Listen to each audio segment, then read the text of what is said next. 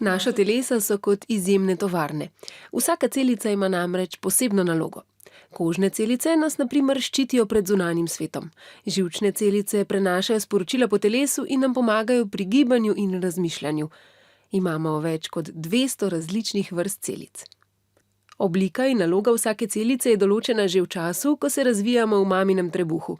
Ko je celica oblikovana in ima svojo nalogo, se ne more več spremeniti. Ves čas opravlja isto nalogo. Obstajajo pa še posebne osnovne celice, ki se imenujejo matične celice.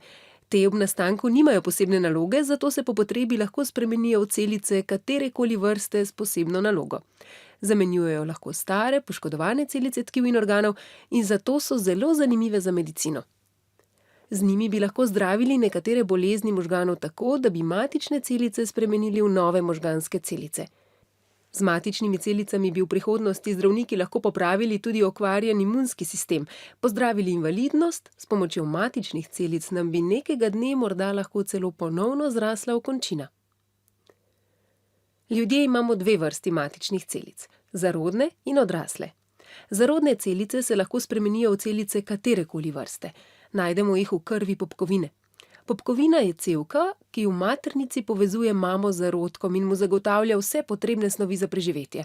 Zdravniki lahko ob rojstvu otroka iz popkovnične krvi odvzamejo matične celice in jih shranijo v posebni banki.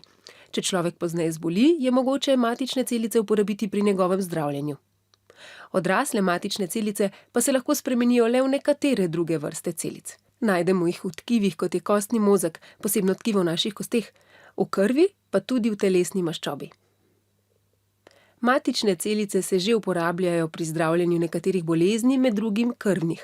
Z njimi zdravijo tudi vnetja in poškodbe sklepov, predvsem kolen.